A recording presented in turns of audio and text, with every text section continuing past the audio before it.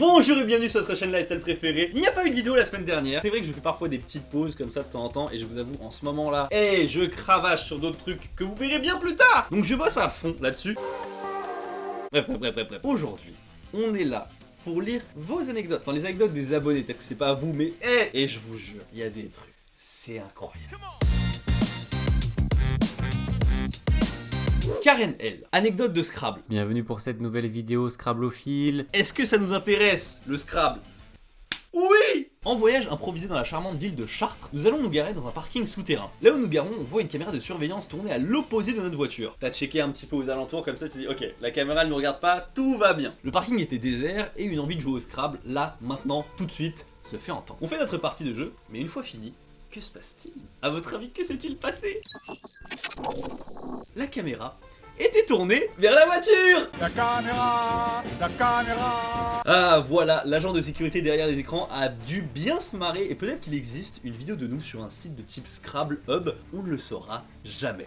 Martin, c'est un homme voilà qui aime la vie, mais il a un petit défaut, c'est que lorsqu'il boit, eh bien on a tous un comportement un petit peu alternatif. En fait il devient un gamin, vous savez l'enfant comme ça qui parle et qui est complètement sans filtre parce qu'il ne connaît pas la honte. Et Martin il est à une soirée, il voit un de ses potes qui est en train tu vois d'amener le jeu de Scrabble et il propose, il dit hey, ça te dit une partie? Et il passe un moment à côté de son pote et il ressent l'irrésistible envie de lui dévoiler sa pensée et il lui dit mec, qu'est-ce que tu fais? Elle est moche! Et la dame n'a pas beaucoup apprécié. En vrai, est-ce que vous avez des potes comme ça qui vous ont cassé des plans? Ça franchement, dans mon groupe de potes, mais c'est interdit, c'est intolérable. Pondawan, donc elle est avec une amie, elle est dans dans cette soirée-là, tu vois, tout se passe très bien, et jusqu'au moment où il y a un mec qui vient les aborder. Il vient draguer, normal. Le truc, c'est que la pote de Pondawan, elle est, comment dire, éclatée au sol par l'alcool. Je comprends aussi, Pondawan, elle a une sorte de responsabilité, elle se dit, je peux pas laisser ma pote comme ça faire n'importe quoi. Mais il avait l'air un petit peu de profiter de la situation pour emmener la copine de Pondawan en mode, viens on danse, et viens on va chez moi. Là ça commence à devenir un peu red flag. Pondawan elle essaye de bloquer le truc, mais le problème c'est que la pote de Pondawan, bah, elle est chaud en fait, elle est chaud, elle est en mode non mais tu dis n'importe quoi, le gars il a l'air super gentil, vas-y je vais chez lui, qu'est-ce qui pourrait bien m'arriver? Elle voit sa pote et le mec partir chez le mec, et Pondawan elle se dit non je suis trop responsable, elle hésite comme ça pendant un moment sur le trottoir, elle se dit putain est-ce que j'interviens pas, après tout c'est pas mes affaires, mais elle se dit elle veut pas avoir un drame sur la conscience, donc du coup elle monte les escaliers, elle arrive et le mec lui dit ça. Enfin on est seuls tous les deux, j'attendais que ça car elle est gentille ton amie, mais c'est toi que je voulais depuis le départ. Le gars a changé de plan, il a changé de plan et cette fois-ci il target Pondawan et il tente de l'embrasser, il tente de faire plus, mais Pondawan elle refuse, elle le rejette, elle était partie pour commander un Uber pour s'enfuir et le mec il vole le téléphone de Pondawan, elle peut plus appeler de Uber. Et heureusement à cette époque là, Pondawan elle avait un deuxième téléphone, elle a pu appeler un Uber pour s'enfuir, mais le mec était complètement timbrax. Le pire c'est que l'histoire n'est pas finie. Pondawan elle monte dans le Uber, elle se dit putain mais quelle soirée de dingue là, on m'a volé mon téléphone, je sais pas si elle l'a récupéré d'ailleurs, l'histoire ne raconte pas si elle l'a récupéré. Elle rentre chez elle et là, même le chauffeur Uber, il tente de l'embrasser juste en la déposant chez elle. Soirée compliquée hein. Benjamin Oberlé. Si tu cherches une anecdote de Scrabble, j'en ai une simple et efficace. La demoiselle avait les lettres B-R-A. On appelle ça chez nous un juggle speed. Bon, elle lui a pété le frein, hein, on connaît, clac, du sang partout. Dieu merci, ça m'est jamais arrivé. Nefem. Je suis en couple depuis 9 ans et demi et j'ai 28 ans. Au moment des faits, j'étais au Canada depuis 5 mois pour le travail et ma copine en France pour le sien. Relation à longue distance, à très longue distance là quand même. Hein, c'est dur. Je sais, j'ai connu ça, pas à ce point, pas à cette distance, mais je vous avoue, j'étais un spécialiste des relations à distance à une époque. Elle est venue me voir pour la première fois à la fin de son contrat pour 2 mois pour voir en fait si le pays allait lui plaire. Donc du coup, elle vient au Canada, elle est contente de son séjour, mais elle doit retourner en France. La séparation est difficile et avant de se dire au revoir, on s'est dit qu'on allait se revoir vite. Sauf que l'on s'est dit au revoir en janvier 2020. Ah c'est horrible, les couples comme ça qui ont dû se... Oh là là là. Janvier 2020, 1 an sans qu'ils puissent la voir. Elle a pu me rejoindre 4 mois en février 2021 pendant une brève ouverture des frontières pour les couples après avoir réalisé un long dossier. Au final, je suis rentré en France pour me marier avec elle en octobre 2021. Aujourd'hui, on vit tous les deux à Montréal. Putain, c'est un bordel. Le mec est reparti en France pour se marier avec elle, mais ils sont repartis tous les deux à Montréal. Putain, vous voyagez bien, vous. On a calculé lors des 3 dernières années, on s'est vu que 6 mois. PS, c'est une ex. Tu as vu une si belle histoire d'amour. Nissowa, pour la faire brève, appartement avec des problèmes de tuyauterie qui sont hors normes et il y a quelques mois, il y a eu des galères. Je vis au dernier étage, c'est jamais chouette pour l'écoulement d'eau, donc ce qui s'est passé, un beau jour, les toilettes bouchées. Les plombiers arrivent, ils ne passent pas par les habitations évidemment, mais par le bas de l'immeuble. Et là, c'est le drame. Les voisins se retrouvent avec le tuyau des toilettes qui explose et leur mur avec. Ouais, y a pas assez de détails, du coup j'ai du mal à imaginer le truc. Une montagne de merde dégueulasse qui ont repeint l'appart et qui ont explosé le mur. Wow. Vous imaginez, franchement, vous imaginez, vous êtes calé comme ça, tranquille. Vous regardez la télé, vous êtes bien, tu vois, dans votre live. Et là, chez toi, il y a un mur qui explose. Et c'est genre un mur, mais qui explose avec de la merde. Ah, je suis puéril. NART. Lors d'une sortie avec ma classe en fin d'après-midi, avec l'alcool. Sortie avec ma classe, alcool. Oh! Les autres mecs se sont énervés parce que 2 filles s'ambiançaient avec un groupe d'étudiants de l'université locale. L'ambiance a commencé à chauffer et une des filles de ma classe s'est évanouie. C'est quoi vos soirées où déjà c'est une sortie de classe en fin d'après-midi, ça se bourre la gueule déjà, il y a une meuf. Non, c'est trop. L'autre groupe est parti mais est revenu quelques minutes après avec des trentaines de mecs prêts à en découdre. Au moment de partir, ils nous ont bloqué le passage et n'ont laissé passer que les filles. Mais il y a des videurs. Que quelqu'un m'explique cette histoire. Et le bus devait nous ramener. Moi, je me suis éclipsé discrètement sans me faire cramer. Mais ils ont ordonné aux autres de se mettre à genoux et de s'excuser pour ne pas en venir aux mains. Je ne sais pas ce qui leur est passé par la tête, mais les mecs de ma classe se sont enfuis à travers des rizières où ils ont été poursuivis pendant que nous attendions dans le bus. Non mais y a rien qui va là. Sur la route, on voyait des mecs à moto faire des allers-retours en guettant si les autres allaient nous rejoindre. Il y a des beaux Sozoku qui arrivent dans la... Après 45 minutes, ils nous ont enfin rejoints. Ils nous ont raconté qu'ils se sont fait choper. Ils ont dû faire des ponts tout en s'excusant. Cette histoire ne veut rien dire. Je sais pas pourquoi vous pensez que c'est vrai parce que c'est faux. Je n'ai rien compris à cette histoire. En gros, Eden, tu vois, il a de la chance. Il a une pote à lui dont ses parents ont un chalet dans la montagne. C'est un chalet qui est bien isolé, mais c'est un chalet... Le chalet, tu vois, il se fait plaisir. Ils vont s'amuser, ils sont contents. Et dans le chalet, il y a un jacuzzi. Oh shit.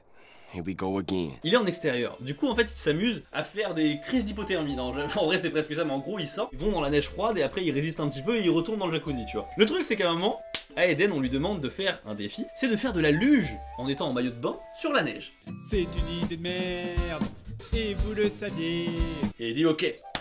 J'accepte le défi. Il sort du jacuzzi, tu vois, il a froid, il est comme ça, et il va pour faire de la luge, sauf que la neige, vous savez, c'est pas la neige moelleuse, sympathique, c'est de la neige caillasse. Au moment où il fait de la luge, oh, l'objet qui part, oh mince. Et du coup, il a littéralement aucune protection parce qu'il est en maillot de bain. Il dévale comme ça. Il dévale. Et heureusement, tu sais, avec l'adrénaline comme ça, il récupère la luge et il remonte. Et il dit ça va. Jusqu'au moment où il découvre que sa cuisse a un petit peu morflé. Au moment de sortir, mes potes remarquent que j'ai une énorme brûlure à la cuisse. Et c'est 1 minute après que je commence à avoir très mal. Ah, c'est intéressant, c'est-à-dire que tant que tu n'avais pas vu ta blessure, tu n'avais pas mal à cet endroit-là. C'est intéressant. Un doux la resta. Je m'amusais à faire jongler mes clés d'une main à l'autre en attendant l'ascenseur avec ma petite meuf. Et en ouvrant, qu'est-ce qui se passe, Hindou? Il a voulu mettre un coup droit de Federer comme ça sur le cul de sa meuf. J'ai bien évidemment fait tomber mes clés de chambre, trousse et du portail entre l'interstice des portes de l'ascenseur du 8ème avec 2 étages sous le rez-de-chaussée qui ne sont pas accessibles pour nous. Bien évidemment, mes affaires de cours avec mes 3 exposés sur le PC ainsi que la pilule de ma princesse sont dedans. La claque au cul qui t'a coûté le plus cher de ta vie. Karma 22. Mon meilleur ami m'a dit qu'il m'aimait. Étant donné qu'on était meilleurs amis, je lui ai dit qu'on devait se laisser la soirée pour réfléchir. Les meilleurs amis qui disent à la meuf ou au mec qu'ils veulent plus, bravo à vous. Parce que vous assumez le fait que voilà, vous ne supportez plus cette situation et vous voulez en sortir. Il faut agir. Karma, elle est choquée par cette nouvelle, elle se dit ok, attends, je dois processer l'information. Laisse-moi un peu de temps. Louable. Alors que j'allais chez des amis à mes parents pour manger, j'ai passé la soirée et la nuit à réfléchir pour finalement qu'ils me disent le lendemain qu'ils ne savaient pas pourquoi il avait dit ça et qu'on était très bien amis. Mesdames et messieurs, je crois que nous avons en direct la plus grosse perte de ever. Au final, je me suis rendu compte que je l'aimais et notre amitié est giga ambiguë. Moi, je te dis cette fois, c'est à ton tour. C'est à ton tour d'aller lui parler comme il te l'a fait. C'est vrai que lui, il a pas été jusqu'au bout du geste. Peut-être que, je sais pas, il a senti dans ton comportement que t'étais pas chaud. Mais cette fois-ci, maintenant, j'ai envie de dire, c'est à toi de faire le geste. L'histoire de Crazy, elle est magnifique. Il a 16 ans pendant le déroulement des faits et il sort avec une meuf. Le truc, c'est que cette meuf-là, sa mère n'accepte pas leur relation. Du coup, en fait, il peut que la voir quand la mère de sa copine n'est pas à la maison. Et un jour, chez sa meuf, partie de Scrabble. Ça place les lettres comme ça, discrètement, tout va bien. Ils entendent un bruit de voiture. C'est la maman qui revient. La grosse panique. Tu vois, ils sont comme ça. La meuf de Crazy, elle va le choper, elle va lui dire cache-toi là. Et elle l'envoie dans la cave. Et il est complètement à poil dans la cave de sa meuf. Vous pouvez vous dire, attendez, mais il a clairement peut-être pas, il y a exagération là, il n'y a pas à subir autant d'humiliation pour ne pas rencontrer sa belle-mère. Si, parce que sa belle-mère, était officier de police judiciaire, et apparemment se faire taser était une option. La fois où la porte s'est réouverte, c'était sa meuf pour lui donner à manger. Que nous voulons, c'est du poisson. J'ai envie de dire, les parents qui bloquent, enfin peut-être qu'il y a des parents qui regardent cette vidéo, j'en sais rien, mais vraiment, de bloquer autant que vos enfants aillent voir et une relation ou quoi, j'ai du mal à comprendre. Mais ouais, non, mais en fait c'est triste parce que je pense qu'il y a certains parents, ils envoient tellement de signaux négatifs par rapport à ça, que les enfants, même s'ils ont pas demandé, ils osent même pas ni présenter, tu vois, genre amener à la maison ni quoi, et du coup je trouve que ça crée plus de situations dangereuses qu'autre chose. Je suis sûr qu'il y a des papas et des mamans qui regardent cette vidéo. Faites en sorte qu'ils soient détendus, de toute façon il va stresser à mort. Pourquoi vous lui rajoutez de la pression? Lilou Eucalyptus. Dimanche soir, j'arrive à mon appart, il est 23h. La grille qui mène à la cour pour rentrer dans mon immeuble est fermée. Elle arrive, elle rentre le code pour ouvrir. Le code fonctionne pas. J'ai mon sac à main, le sac de mon PC et ma grosse valise. 3 solutions s'offrent à elle. Lilou, vous savez, c'est une aventurière. Les pics sur le portail, pas les coups. Elle va escalader. Je viens de faire 5 heures de train, donc j'escalade. Au fameux pic, j'accroche mes sacs pour les récupérer facilement au besoin d'abandon de la mission escalade. Et là, bah, faut sauter. Pied à terre, nickel, même pas mal aux genoux, rien, réception parfaite. Sauf que, durant la chute, forcément, ces fameux pics, ils ont accroché son jean. Tout déchiré le jean. Je descends mes sacs et entends d'une fenêtre de l'immeuble en face un gars rigoler, mais rire. Cette personne a vu Lilou escalader le portail et, accessoirement, a vu son cul. Anecdote courte de Marwan. CE2, grosse chiasse. Ok. Plus de PQ. À l'école, je me retiens toute la journée. Je me précipite aux toilettes une fois à la maison et il se chie dessus à 1 mètre des chiottes. Pas aujourd'hui, pas maintenant, pas après tout ce que tu as fait. Savinien Brulfer qui avait déjà raconté cette histoire et du coup il veut qu'elle passe. J'avais 18 ans et j'étais à mes débuts de travail dans un magasin quand arrive une dame à ma caisse qui a flirté avec moi et m'a même laissé son numéro. Les semaines passèrent et on finit par se rencontrer. On est chez elle et direct, le Scrabble arrive. Mais des mots compte triple et des lettres à 10 points, ah ouais. Elle a placé whisky, 144 points, lettre compte double, mot compte triple. En gros, le mec, il a passé du bon temps. À la fin de la partie, quand le sac était bien vide, je rentre chez moi et on se dit à bientôt. Le lendemain, je reçois un message, elle était aux urgences. Car son stérilet avait fait des dégâts à l'intérieur parce que le Scrabble était un peu trop violent. Oh, le gars est chaud, le gars est chaud. Du coup, par la même occasion, j'apprends qu'il est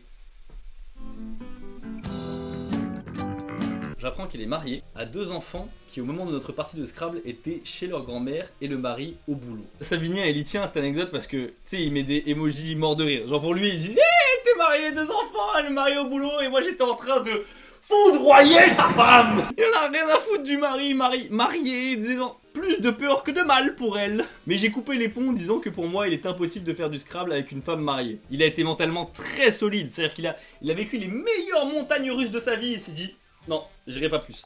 Bah écoutez, sur ce, c'était la dernière anecdote. Merci beaucoup d'avoir suivi cette vidéo. Ça m'a fait plaisir, je suis content. D'ailleurs, je vous tiens au courant bientôt pour ceci. N'hésitez pas à lâcher un pouce bleu et à vous abonner. Je vous dis à la prochaine. Tchuss. Ouais, il était fort celui-là.